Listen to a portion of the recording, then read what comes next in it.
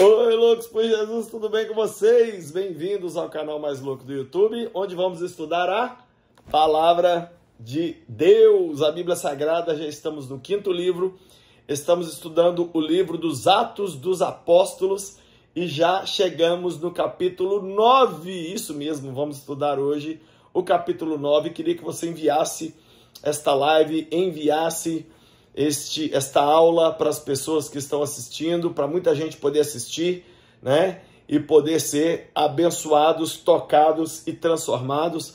Faça isso nesse exato momento, né? Quero te lembrar que as aulas são todas segundas, terças e quartas, às 19 horas no meu YouTube, mas às quartas-feiras as aulas são somente para membros exclusivos do canal. Então torne-se membro depressa para você ter acesso ao conteúdo exclusivo que já passou e ao conteúdo exclusivo que virá. Quero estudar com você então hoje esse capítulo que é fundamental na Bíblia Sagrada, Atos capítulo 9, que fala da conversão daquele que é considerado o maior cristão de todos os tempos, por muitos, né? O consideram assim, o apóstolo Paulo. Vamos lá para o verso 1 então, Atos capítulo 9, verso 1. Enquanto isso, Saulo ainda respirava ameaças de morte contra os discípulos do Senhor. No capítulo 8, a gente viu que Saulo arrasava a igreja, né? E aqui ele continua com as ameaças contra a igreja. Dirigindo-se ao sumo sacerdote, pediu-lhe cartas para as sinagogas de Damasco, de maneira que, caso encontrasse ali homens ou mulheres que pertencessem ao caminho, pudesse levá-los presos para Jerusalém. Então ele foi lá nos líderes religiosos da nação e falou: me dá aí um alvará aí do Imetro, uma liberação, para eu prender cristãos, não somente aqui em Israel, mas lá em Damasco, lá na Síria também. Eu quero prender, né, os cristãos que estiverem lá. Ou seja, o homem estava furioso mesmo, né? Verso 3. Em sua viagem, quando se aproximava de Damasco, de repente brilhou ao seu redor uma luz vinda do céu. No meio da viagem, gente, ao meio-dia, uma luz brilhou. Que luz que brilha ao meio-dia que é mais forte que a luz do sol ao meio-dia? É o sol da justiça. É o sol, é Jesus, o Senhor. Você acha o sol claro ao meio-dia? É porque você nunca viu Jesus, né? A luz brilhou ao meio-dia, verso 4. Ele caiu por terra e ouviu uma voz que lhe dizia: Saulo, Saulo, por que me persegue? Que coisa interessante. Saulo estava perseguindo a igreja. Nós temos que entender isso. Perseguir a igreja é perseguir o próprio Cristo, porque a igreja é o corpo de Cristo. Hoje eu vejo muita gente falando mal de igreja. Você está falando mal de Cristo, porque a igreja é o próprio Cristo. Hoje eu vejo muita gente boicotando a igreja, não querendo ir para a igreja, tentando ser crente sem igreja. Você está fazendo isso tudo contra o próprio Cristo.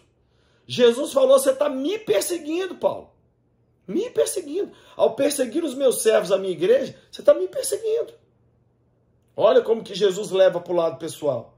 Verso 5. Saulo perguntou: quem és tu, Senhor? Ele não sabia. Ele era um judeu, ele cria que Moisés tinha visto Deus lá na sarça, mas ele não conhecia Deus assim dessa forma. Ele respondeu: eu sou Jesus a quem você persegue. Ele repetiu isso: olha, você está me perseguindo. Ao perseguir minha igreja, você está me perseguindo. Verso 6, levante-se e entre na cidade de Damasco, e alguém dirá o que você deve fazer. Meu Deus. Gente, Jesus apareceu para Saulo no caminho.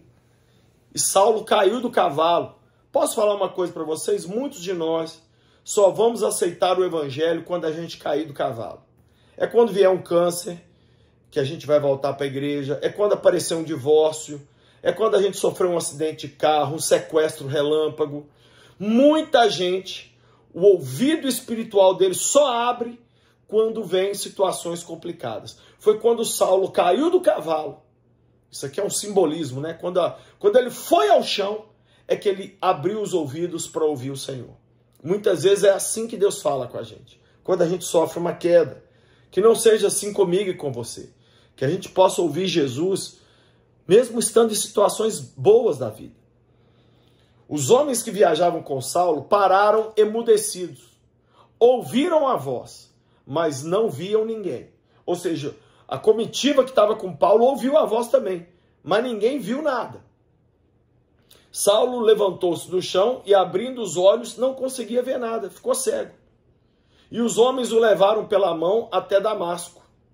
Então Saulo ficou cego, porque ele viu aquele brilho. Por 3 dias ele esteve cego, não comeu nem bebeu. Olha aí, ele jejuou. Durante 3 dias ele ficou tão assombrado com a visão que ele teve e com a voz que ele ouviu, que ele não comeu e não bebeu.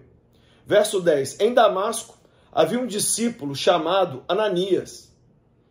O Senhor o chamou numa visão, dizendo: Ananias. Eis-me aqui, Senhor, respondeu ele. O Senhor lhe disse: vá à casa de Judas, na rua chamada Direita, e pergunte por um homem de Tarso chamado Saulo. Ele está orando. Numa visão viu um homem chamado Ananias chegar e impor-lhe as mãos para que voltasse a ver. Meu Deus, olha só. Jesus apareceu numa visão para Ananias e falou: Ananias, anota o endereço aí. Você vai na casa de um cara chamado Judas, a rua que ele mora é na rua Direita, e lá dentro dessa casa tem um homem de Tarso chamado Saulo. E nesse exato momento ele está tendo uma visão de um homem chamado Ananias, que vai vir orar por ele para ele voltar a ver. E esse homem é você. Vai lá. Já imaginou isso, gente? Olha como Deus vai combinando tudo. Deus não precisa de uma forcinha nossa. Deus vai fazer o que ele tem para fazer. Verso 13. Respondeu Ananias: Senhor, tenho ouvido muita coisa a respeito desse homem e de todo o mal que ele tem feito aos teus santos em Jerusalém. Olha bem, gente, a fúria de Paulo era tão grande que a notícia da maldade de Paulo contra os cristãos já tinha chegado em outros países. Aqui Damasco é capital da Síria. O Ananias estava em outro país e mesmo sem WhatsApp, sem G1 nem nada, ele já tinha ouvido falar da maldade de Saulo contra os cristãos. Verso 14. Ele chegou aqui com a autorização dos chefes dos sacerdotes para prender todos os que invocam o teu nome. Ananias ainda falou: e ele veio aqui, Jesus, foi para prender a gente. Mas o Senhor disse a Ananias, verso 15, vá, este homem é meu instrumento escolhido para levar o meu nome perante os gentios e os reis, e perante o povo de Israel. Mostrarei a ele o quanto ele deve sofrer pelo meu nome. Meu Deus. Olha o que Deus diz, ele é vaso escolhido meu. Gente, não se assuste. Não se assuste. Se Deus escolher muitas vezes os vasos menos prováveis. Pegar um cara assim, ó, assassino, torturador de cristão, que matava em nome de Deus, e fazer dele um grande servo dele. Deus é assim que age. É assim, né? E o texto diz: eu vou mostrar para ele o quanto ele deve sofrer pelo meu nome. Por isso que quando a gente lê a história de Paulo, a gente vê tanto sofrimento, né? Tanto sofrimento. Verso 17. Então Ananias foi, entrou na casa, pôs as mãos sobre Saulo e disse: irmão Saulo, isso é que eu acho legal. Se Deus falou, você já é meu irmão. Irmão Saulo, o Senhor Jesus que apareceu no caminho por onde você vinha, enviou-me para que você volte a ver e seja cheio do Espírito Santo. Olha isso. Já imaginou? Você pôr a mão na cabeça de um assassino e chama ele de irmão? Irmão Saulo. Verso 18. Imediatamente algo como escamas caíram dos olhos de Saulo e ele passou a ver novamente. As escamas caíram dos olhos.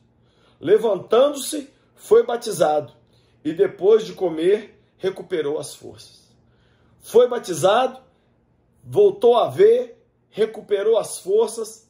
Olha que lindo isso. Saulo passou vários dias com os discípulos em Damasco. Então ele encontrou com a igreja lá de Damasco e a primeira coisa que Saulo fez, começou a congregar. Começou a congregar. Por isso que eu não entendo crente que não quer ficar com crente. Não...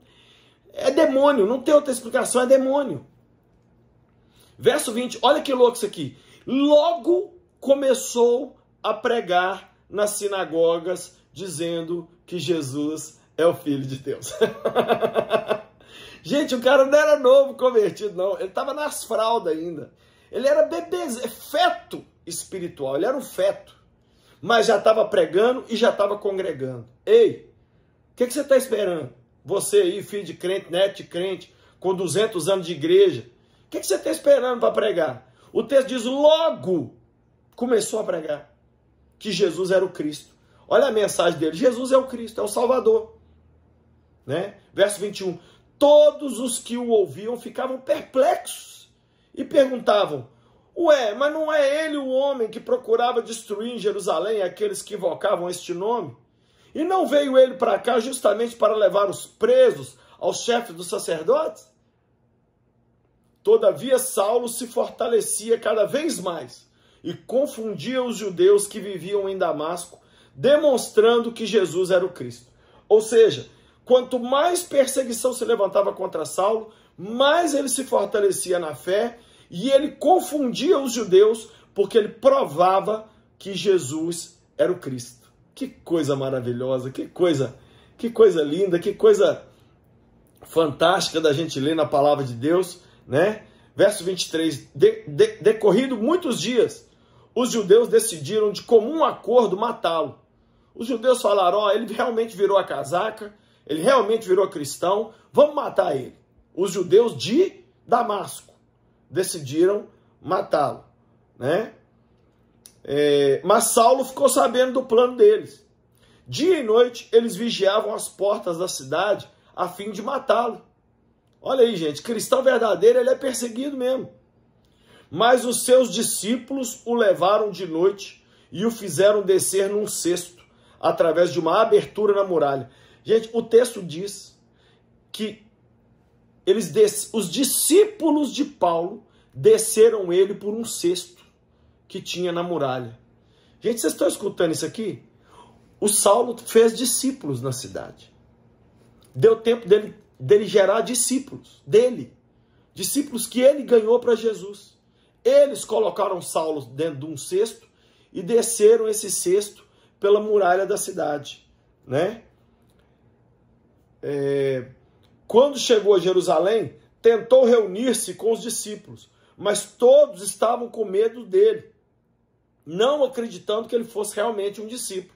E com razão, todo mundo com medo do cara, né?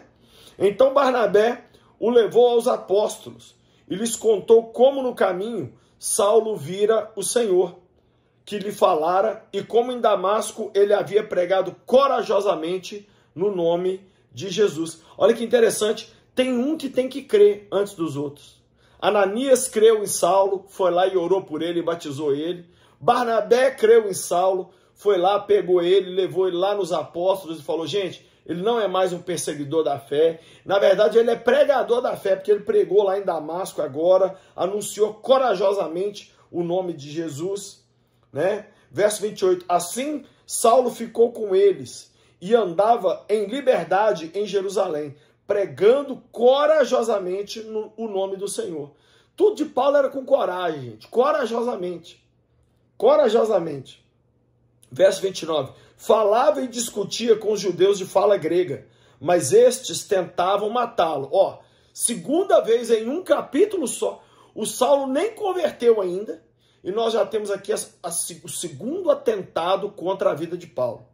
Os judeus de fala grega tentavam matá-lo. Verso 30, sabendo disso, os irmãos o levaram para Cesareia e o enviaram para Tarso. Mandaram para a cidade dele. Sai daqui, que senão você vai morrer. Então ele já teve que fugir de Damasco, teve que fugir de Jerusalém também. 2 ameaças de morte. A igreja passava por um período de paz em toda a Judéia, Galileia e Samaria. Ela se edificava e, encorajada pelo Espírito Santo, crescia em número, vivendo no temor do Senhor. O que a gente vê aqui? O evangelho que estava só em Jerusalém, agora alcançou a Judéia e Samaria. É como se fosse o evangelho que alcançou Belo Horizonte, agora alcançou Minas Gerais e o Brasil, né? Mas ainda faltava um lugar, os confins da terra, As pessoas estavam se convertendo. Os apóstolos estavam pregando. E o nome de Jesus estava alcançando muita gente. Verso 32. Agora entra em cena Pedro. Viajando por toda parte, Pedro foi visitar os santos que viviam em Lida. Viajando por toda parte. Por isso que o evangelho estava crescendo. Ali encontrou um paralítico chamado Enéas, que estava acamado, fazia 8 anos. Disse-lhe Pedro: Enéas, Jesus Cristo vai curá-lo. Levante-se, arrume a sua cama. Ele se levantou imediatamente. Todos os que viviam em Lida e Sarona o viram e se converteram ao Senhor. Gente, as duas cidades inteiras se converteram. Todo mundo que morava na cidade de Lida e na cidade de Sarona sabiam da história do Enéas, viram a cura e se converteram. Em Jope, outra cidade, havia uma discípula chamada Tabita, ou Tabita, que em grego é Dorcas. Ela se dedicava à prática de boas obras e a dar esmolas. Naqueles dias, ela ficou doente e morreu. E seu corpo foi lavado e colocado num quarto do andar superior. Lida ficava perto de Jope. E quando os discípulos ouviram falar que Pedro estava em Lida, mandaram-lhe 2 homens dizer-lhe: não demore a vir até nós.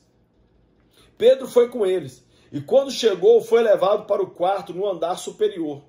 Todas as viúvas o rodearam, chorando e mostrando-lhe os vestidos e as outras roupas que Dorcas tinha feito quando ainda estava com elas. Então, as pessoas rodearam Pedro e falaram: Pedro, essa mulher era demais. Ela, quando estava viva, ela dava esmola, ela cuidava da igreja, ela fazia roupas. Era uma mulher maravilhosa, uma cristã linda. Verso 39. Pedro foi com eles. Isso aqui eu já li. Verso 40.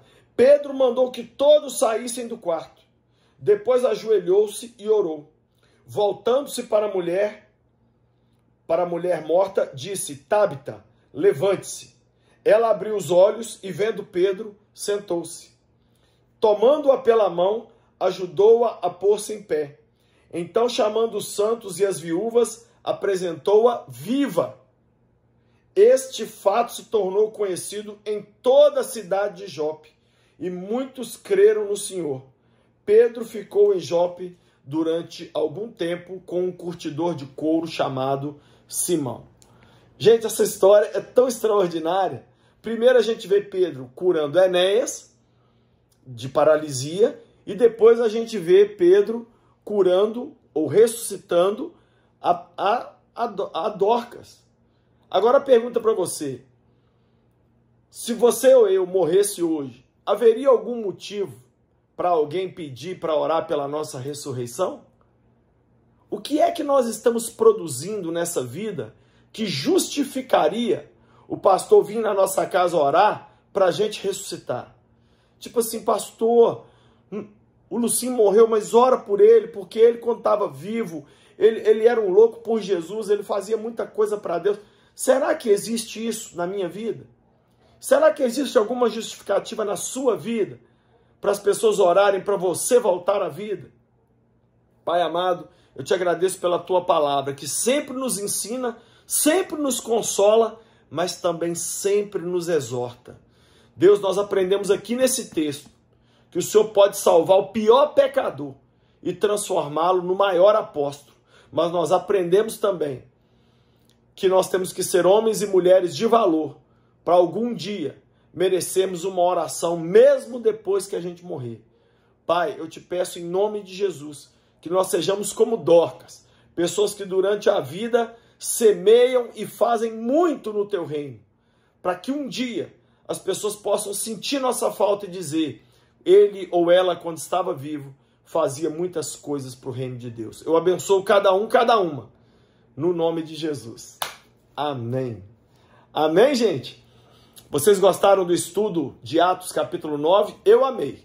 Atos 9 é lindo demais. Se você gostou, comenta aqui embaixo alguma coisa, porque eu sempre gosto de ler os comentários e saber o feedback de vocês, né? Lembrando que amanhã tem aula, mas amanhã, quarta-feira, a aula é somente para membros exclusivos do canal, né? As aulas de segunda e terça são abertas para todo mundo, mas às quartas-feiras as aulas são somente para quem é membro do meu YouTube. Se você ainda não é membro, torne-se membro depressa para que você tenha acesso às aulas exclusivas que já passaram e às aulas exclusivas que virão. Tem também alguns livros que eu quero que você adquira. Tem esse, A Vida Crucificada, um livro maravilhoso que vai transformar você. Tem esse outro livro, Os Atributos de Deus. Pensa num livro que me transformou, é esse livro aqui. Tem esse aqui também, Cura e Libertação do Líder. É para todo mundo esse livro e vai te trazer libertação como trouxe para mim. Loucos por Jesus de Joelhos, um livro maravilhoso sobre oração. Metanoia é um livro do bispo J.B. Carvalho, um livro sobre como mudar a sua forma de pensar. E um devocional para casais, que é um livro para você sentar com seu mozão e buscar a Deus todo dia, lendo os devocionais. Todos esses livros estão na loja do Lucinho.com.br. Lá também tem muitos tipos de Bíblia para você. E saiu a nova coleção de camisetas da loja do Lucinho. Corre lá e adquire. Tem moletom, tem muita coisa linda. A coleção tá lindíssima. Eu queria que você entrasse lá agora. E nas compras acima de R$170, o frete é grátis para todo o Brasil. Para todo o Brasil. Quero também que você venha conosco para Israel. Já temos 3 caravanas anunciadas. Uma para agora, setembro de 2023, onde iremos para um cruzeiro marítimo nas Ilhas Gregas e Israel. Outra para março de 2024, quando iremos para Dubai e Israel. E outra para outubro de 2024, onde iremos para Israel. Uma viagem somente para Israel. Acesse agora o site viagemcomlucinho.com.br. Leia lá o roteiro, veja lá a forma de pagamento e vem com a gente nessa viagem que será a melhor da sua vida. Galera, até a aula de amanhã. Deus abençoe vocês e sejam loucos por Jesus.